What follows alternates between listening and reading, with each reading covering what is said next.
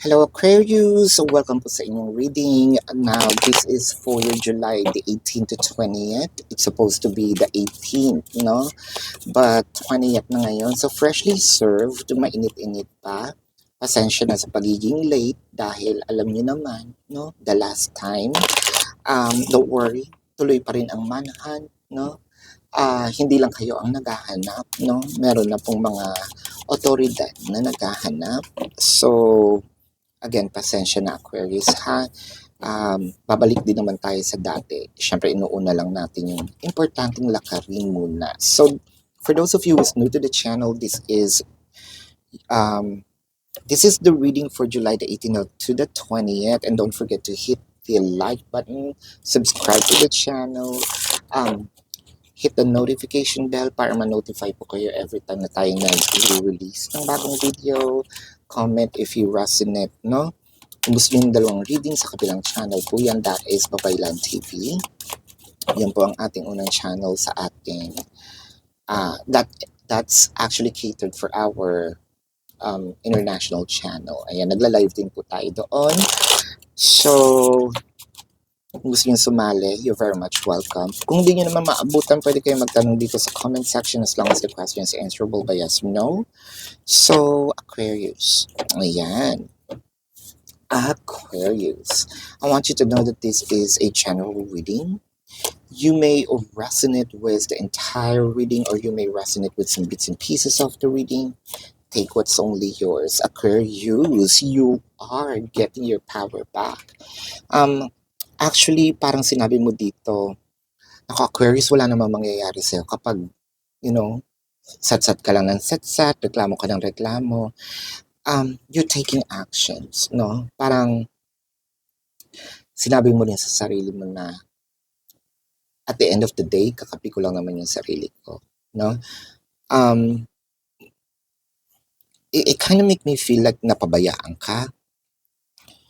Pinabayaan ka, no? Actually, there were times na siguro tinatanong mo sa sarili mo na ako ba may mali, no? Na siguro tinatanong mo sa sarili mo siguro din na you're blaming yourself. Nagkaroon ka ng self-pity, kumbaga, no? Pero this time sabi mo, no, siguro nga meron din akong part, no? So nadapa ako, I'm brushing myself off, no? Tapos na tayo sa sinasabi nating part ng denial. Nasa acceptance na tayo, no? And we're taking actions. Parang sa'yo, okay, I'll take this things that happened to me as a challenge, no? I feel like now, you're much stronger, you're much wiser, you are, sabihin natin, palaban, no? Walang galit, hindi yung galit sa puso eh. The palaban na sinasabi ko dito is yung palaban sa buhay, no? Parang sinabi mo, wala rin namang kapag magmumukmuk ako, no? Walang mangyayari kapag magmumukmuk ako. You're actually fixing yourself, no?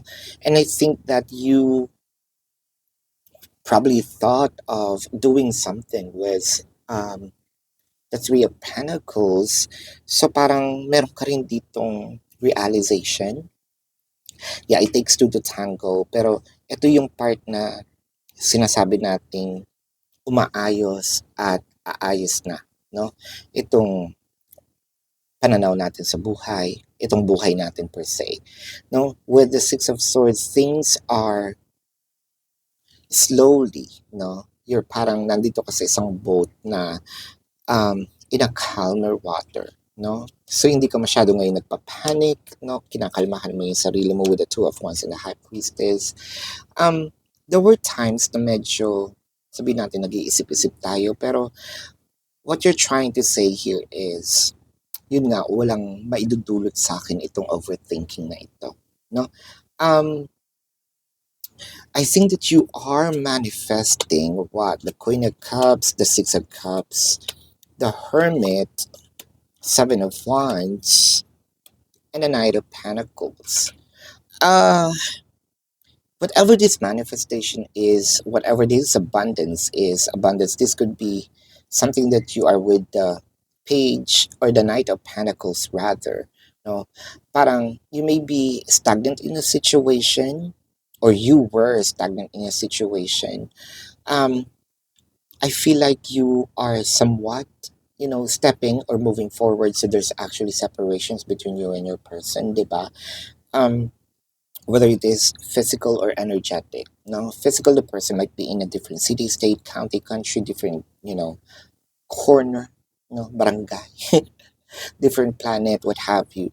Energetic, yung hindi nag-uusap, naka-block, ganyan. With the Queen of Cups, in here parang sabi mo, no, na why am I searching for love? And why am I searching for love of others? And I think I need to love myself first, no? Yes, there are times I can see here na namimiss ka rin naman ni person. I think that your person here is also not moving. The separation here happened, I think, because of misunderstanding. No, um, this is actually a mirrored energy, if I may say. No, ito yung tinatawag natin, it takes two to tango. Walang pataasan ng pride dito. Kung meron man, it's just salita. Pero yung in reality, no, deep inside, parang, oo nga, meron din naman akong contributions. At hindi lang naman ikaw yung nakakaisip nun, pati yung person mo. With the Six of Cups in here, the Six of Wands, and the Lovers, so what I'm feeling is, kahit na magkalayo kayo ni person, no, nandun pa din itong connection, itong red, what, ribbon ba yan? Red ribbon, ayan, pagkain tuloy nasa isip ko, yung red string, there you go, na nakakonekta sa inyo. And I feel like, hindi naman yun mapuputol with the lovers in here, no? Kumbaga, in physical form, in this 3D reality, magkalayo kayo, hindi kayo nagkikita, well, that's actually visual. Um, Yun lang yung nagbago eh. Pero when it comes to emotion, I still feel na meron pang connection. And actually, the connection is much stronger. I think it's really hard to break what you've gone through with you and your person, with the Seven of Wands in here.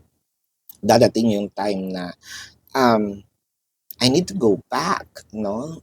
Whether it doesn't matter who's the one who's going to make a move, no?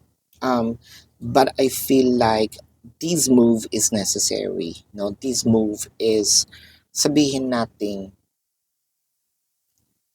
or this separation really needs to happen for the both of you to learn, improve. Um, Aquarius, whatever it is that you're manifesting, whether it is taking your power back, going back to your senses, I feel like this is a rehabilitation, no? Not just for you, but also for your person, so that you can be whole again. And then once you mag-connect uli, I feel like hindi na kayo maghahanapan, no? Wala nang sisihan. Um, Both of you are growing, no?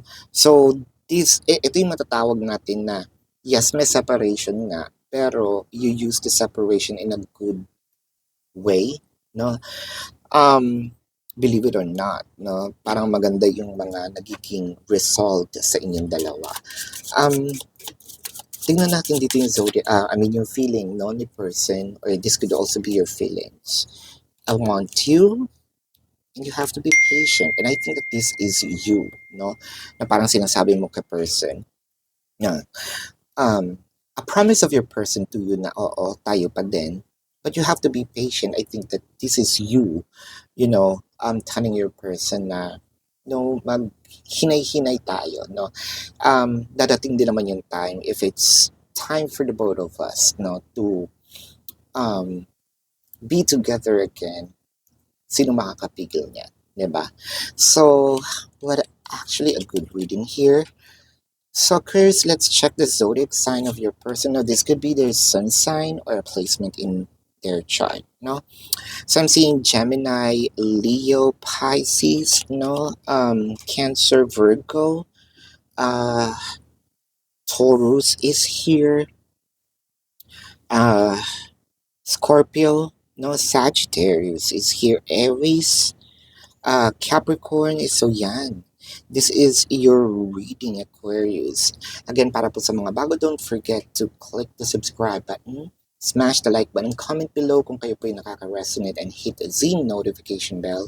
Kung gusto niyo po ng dalawang reading sa akin, nandun doon po yan sa kabilang channel, Babaylan TV. Meron din po tayo doong tinatawag nating live session. So kung hindi niyo maabutan, pwede naman kayo magtanong dito sa comment section as long as the question is answerable by yes or no. And tuloy pa rin po ang ating manhunt dun sa raffle, no? Meron na po kayong dalawang link na pwedeng i-report na fake accounts, and then send nyo na lang sa email, no? Para pag time ng bumunot, no? Isa-isang lugar lang ako pipili ng winner. Ayan, so kung feeling nyo hindi kayo masasatisfy sa yes or no na sagot, no, sa description box, nandun din po ang aking link. So sa link na yun, nandun po lahat ng information, how much per question, no? The QR code, the number, the name na pwede nyo i-compare. So kapag may nag-message sa inyo hindi doon nag-match, hindi po ako yon, no? So Aquarius, if you also want to avail our private reading, nandun din po yan sa description box. So love and light to you. Namaste. See you po sa susunod na reading. Goodbye.